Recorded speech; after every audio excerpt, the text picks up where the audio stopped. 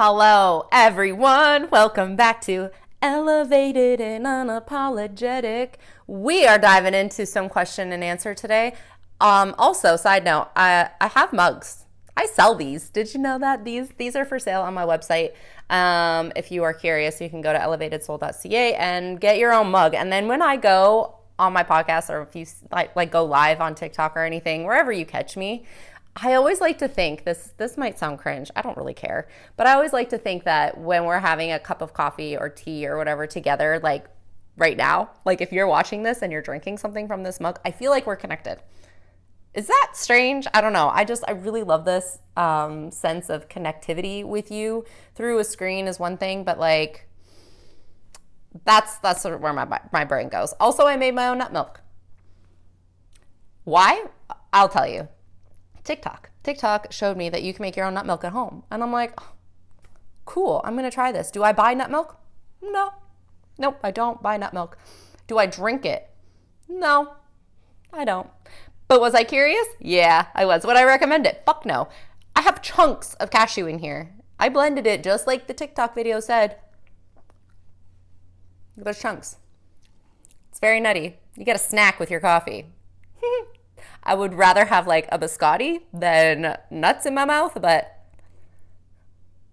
we're going to move over that. So today we're going to do a Q&A.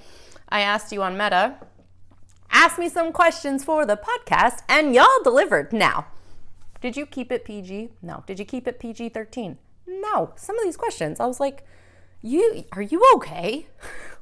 Y'all okay out there? I don't know where these questions came from, but we're going to start off strong with, how long have you been suffering from a cheating relationship? Suffering. What a strong word. I'm not suffering. However, is there pain still associated with the fact that my husband fell in love with my best friend, now ex-husband, ex-best friend, and they have now had a baby girl together? Yeah, there's a lot of pain there that I heal and have to move through, not on a daily basis, but often, because these people are co-parents to my children. For those of you who don't know, a little backstory, I have a daughter who passed away at 17 months old, and during my marriage, when we lost our daughter Jocelyn, it was such a pivotal point in our relationship and rebuilding from that I thought we were stronger than ever. And I really didn't think that my life would turn out the way that it has. And I mean, nobody really does, right? Like, you never expect things to happen the way that they do. So that being said, do I have pain when it comes to these people and now having a baby girl together and cultivating and having a life that I desired at some point? Yes. Do I grieve the loss of the potentiality of that relationship? Yes, I do. But am I really happy with where I'm at? Mm-hmm. And I pull myself back to reality, like, girl, look where you are. Look what you get to do with your life. Look how you have taken your pain and transformed it into your power. Look how you get to inspire other people due to the fact that you went through what you went through, and now you can help some other people in the world. So although I like the question, I don't like the wording of the question. So moving on. Ask about your upbringing. You mentioned foster care and no contact with family. Ding, ding, ding. I was raised in foster care. For those of you who have been following along with the podcast, I do talk about certain things from my past. I was raised in foster care. My parents, my biological family, were teenagers when they had me, and they were just incapable of raising children. My dad left when I was 5, I think, somewhere in there. My timeline is really not like chronological sometimes. Around the age of 5, leaving my brother and me with my mother, and she did the best that she could by raising us, but she was very male-centered. So she really wanted relationships. She found her value and worth in relationship to men. And because of that, she chose a really shitty partner. There was a lot of child abuse, child neglect. I personally don't think my mother ever really wanted me. When I was born, she didn't want to hold me. She never breastfed me. I was basically raised by my grandparents on both sides. They would take turns coming over to feed me and hold me. I think she had, this is all speculation because I don't talk to my family, I think she had a baby in order to trap a man, to keep him around, and my dad didn't want to put up with it anymore. He didn't want the life that she tried to have with him. So they separated, they got divorced, my mom got remarried. That stepdad then adopted me. And because of all the abuse that was going on in the home, my school noticed the neglect and the abuse because I was covered in bruises and smelled really bad and like didn't have food at school. And they called social services, which launched an investigation, which removed me from the home. Now, my brother stayed with my parents because he wasn't being abused. And then I was put into the foster care system. And then at age 10, my mother moved to Denver with her new family and gave up all her legal rights to me, leaving me in Calgary, Alberta, Canada. And I was then a child of the state, I guess you would call it. And then I was in foster care from the age of 10 to 16. And at 16, I moved out on my own. I graduated high school a year early and went to college. And that's that. I grew up in foster care. Now, do I have any contact with my biological family? Yes, I do. I have an aunt that I have reconnected with. I have a brother that I don't really talk to because we were separated for so long that drawing those bonds back together was really, really, really hard for us. We were raised in different environments, and my mindset and values and morals are just different than his. So building a strong relationship with him has been really difficult, and I just have chosen to walk my own path, and so is he, and that's okay. Nothing happened. There was no like blowout or anything. It just is what it is. And then my aunt, we check in and we talk about travel, and she is the only support system I have family-wise. And it is a very small support system, but I am grateful that I have some sort of tie to my biological family. When it comes to foster families, though, that is a different story. I have people that I have kept kind of in contact with over the years. My last foster care placement, I always say that family saved my life. They took me in when no one else would. The last chance I had was their home. Otherwise, I was going to age out of the foster care system, and I don't know what would have happened to me if no one gave me one final chance. And they loved on me so hard. The hardest love that I've ever had was from these people. I mean, besides being a parent, but that's a different kind of love. But having someone actually love you as a child and to see like your potential and to push you to new levels, grateful for that. I like this next question. What are some surefire ways for you to keep the loneliness away? I enjoy talking about feelings because feelings are fleeting, and I don't think it's very important to latch on to feelings because they are going to go away, right? Like if we're having an emotion and we're feeling something towards someone or ourselves, we can acknowledge that the feeling is there, but the feeling is going to fleet.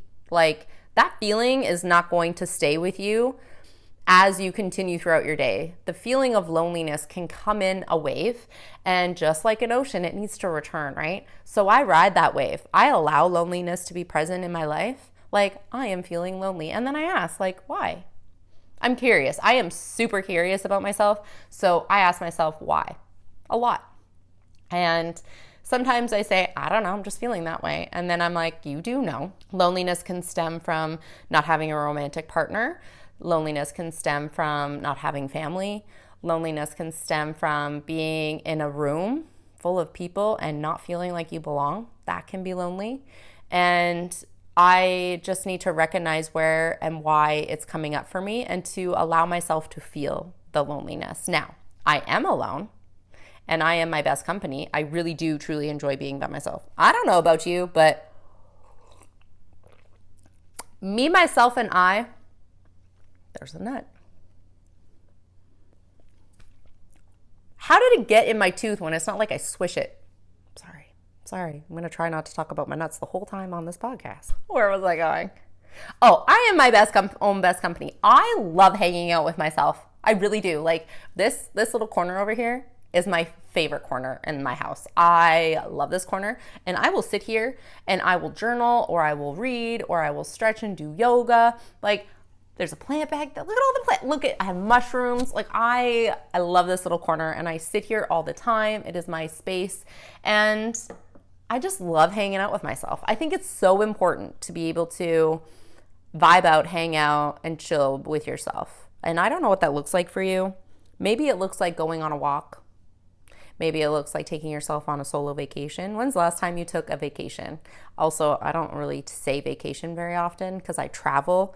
I've built a life that I don't need an escape from. Like, the life that I have built for myself is a life that I am so excited to live every single day. Like, I've built my life in such a intentional, beautiful way that I don't need an escape, but I am excited to experience new cultures or scenery, nature, animals, biodiversity, food. Who doesn't love a good home cooked meal from a different, culture? Me, I love it.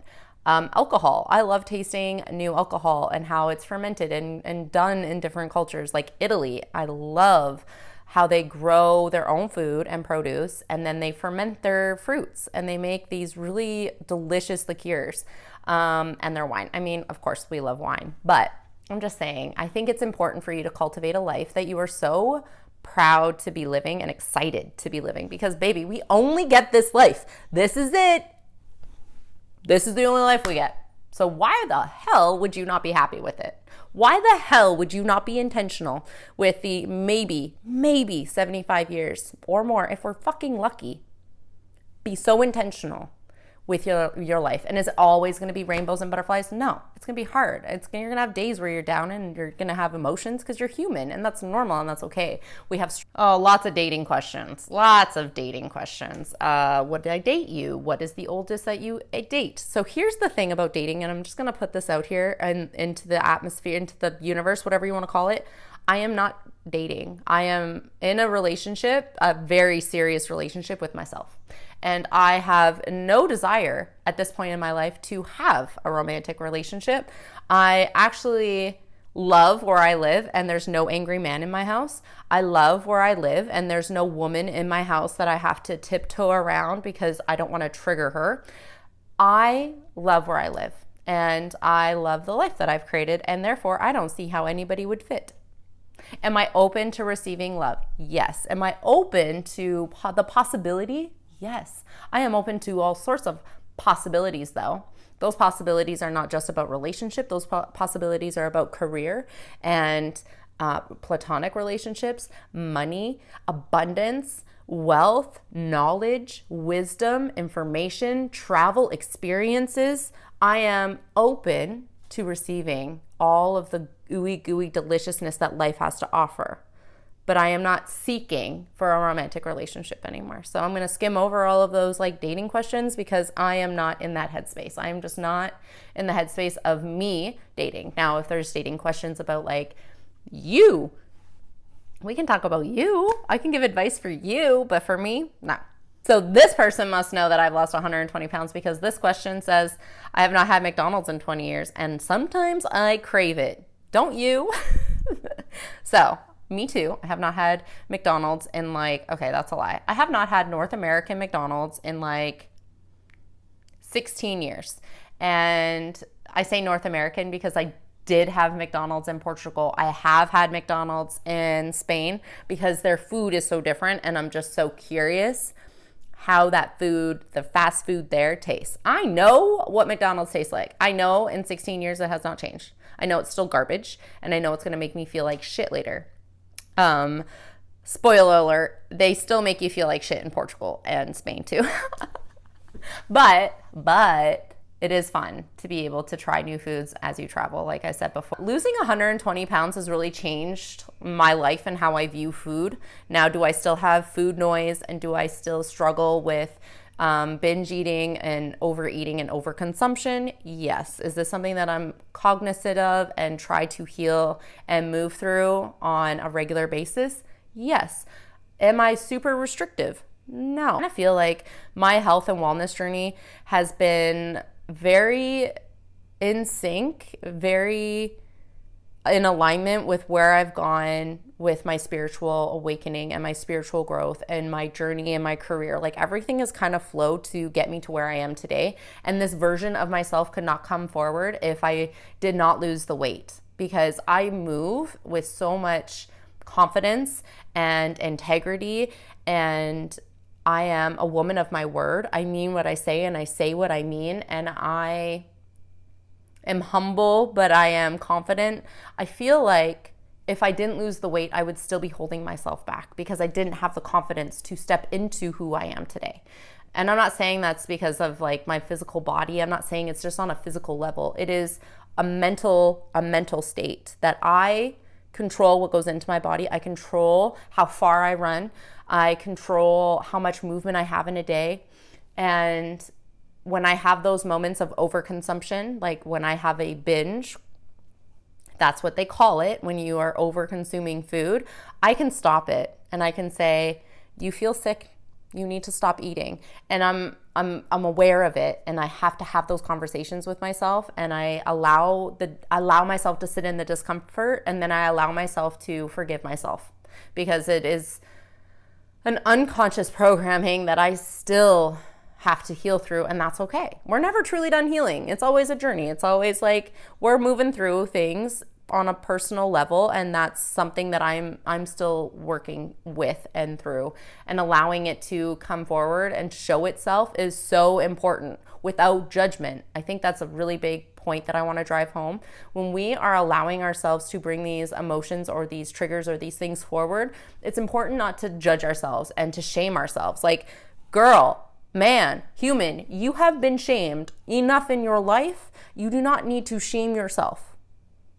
Show up with whatever it is for yourself, and then allow it to be.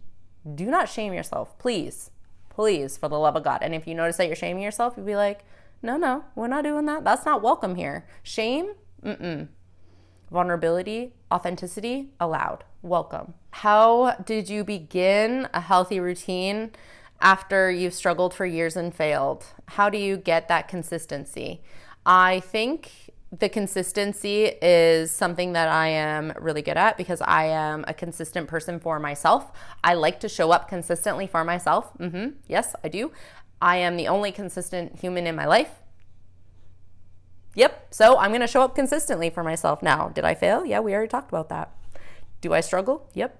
But am I still consistent? Yep. Do I run on days where I'm like, I don't really want to run? Yep. I do. And it's important to be consistent with yourself. I know that we get caught up in the number game, especially when you're losing weight.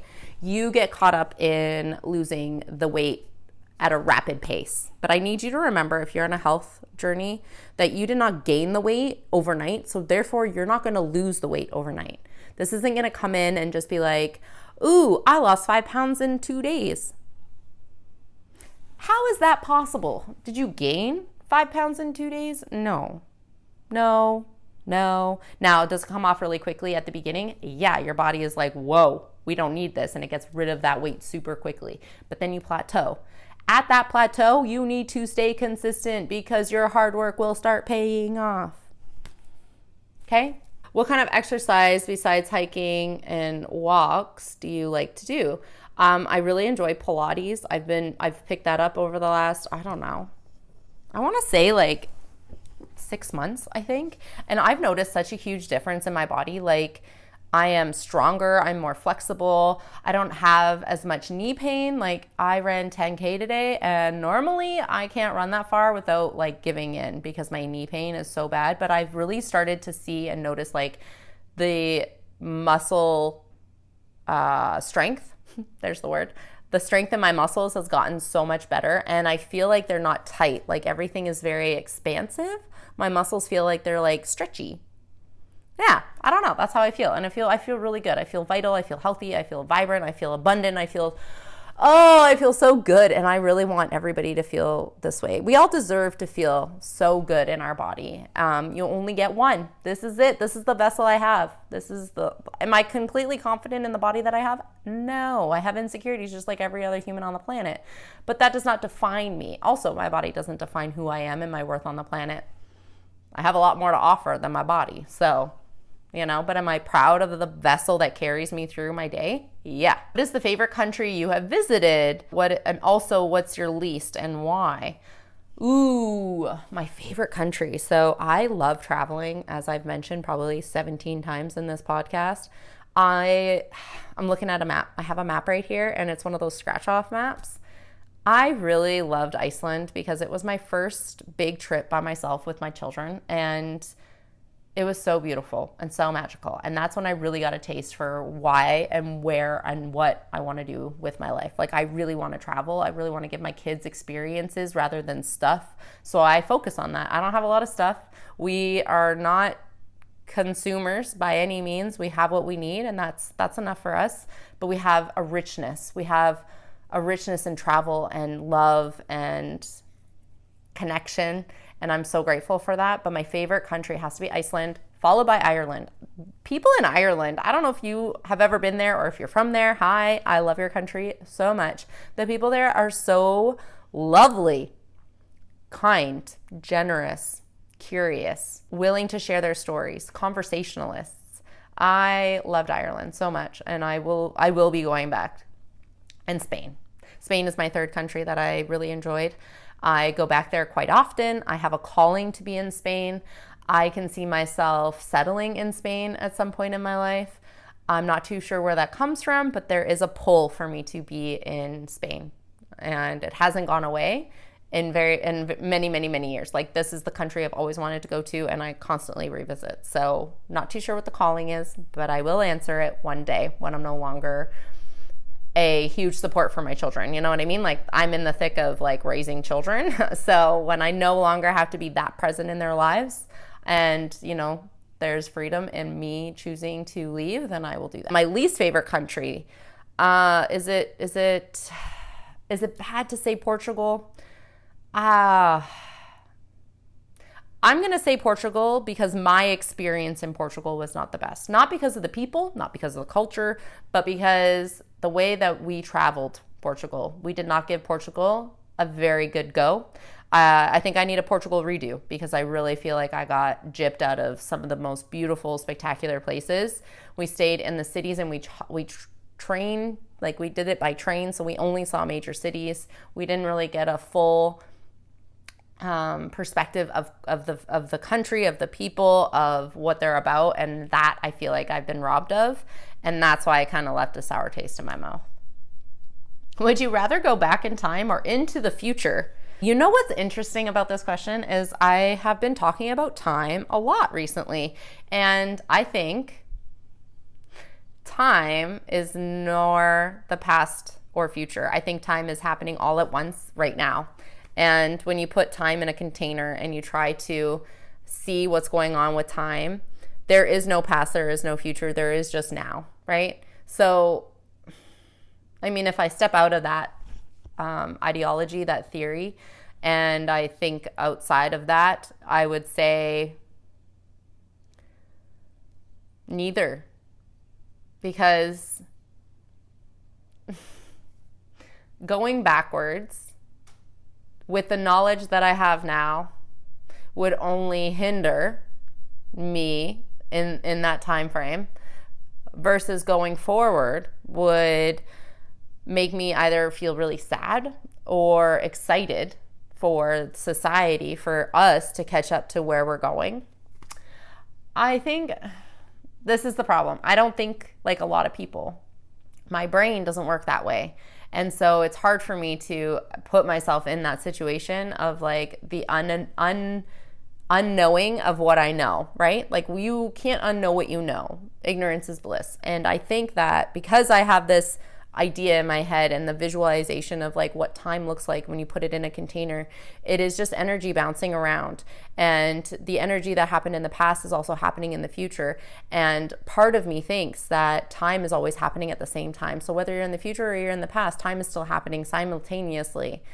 Do I think that there are certain things that are really interesting to think about? Yes, when it comes to time.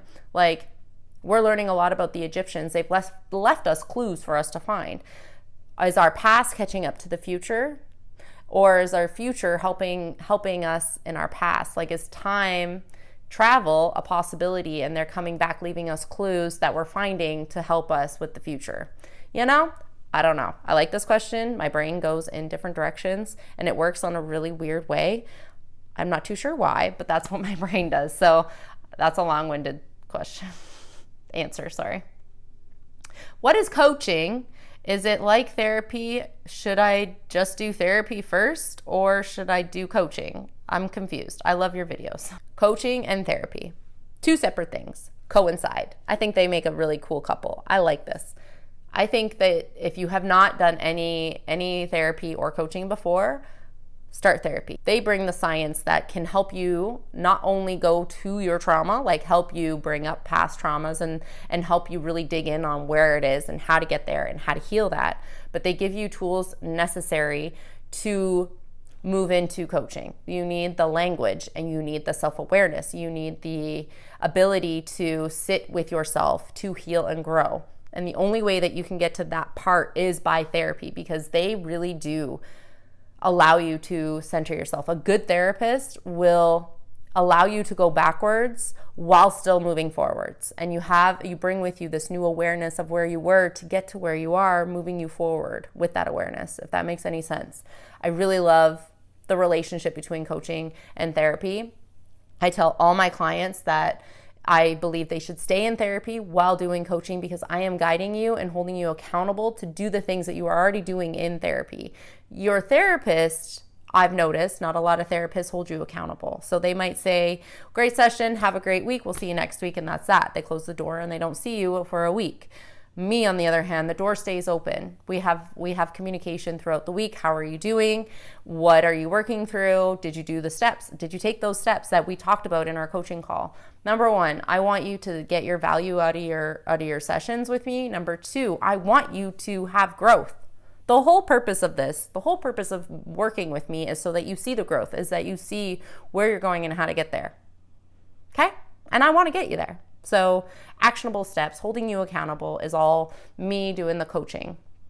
Also, I'm really, really good at seeing the potential in people, hence why my relationships never worked out, because I was like, oh, he or she, they will be so great if they only do X, Y, and Z. And I would like romanticize the shit out of these people. And then I would be hurt in the end, because I'm like, why are you not living up to your potential? Because baby, that's not who they are.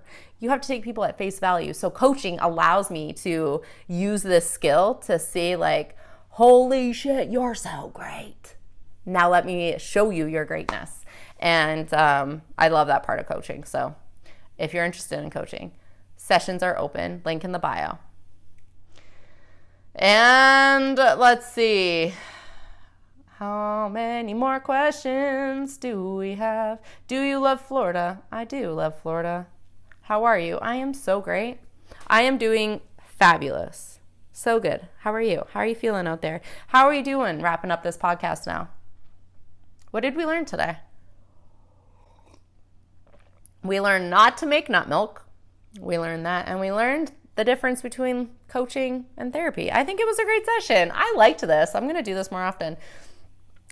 If you haven't already, send this to a friend. Subscribe so you don't miss out on more. Follow me on all the socials. You know what to do to support me. I appreciate you so much, and I'm so grateful that you're here. And every time we sit and have a conversation, I always feel like, hey, we're connected somehow, somewhere. We're connected. All right, enjoy the rest of your day, and I will see you in the next one. I love you.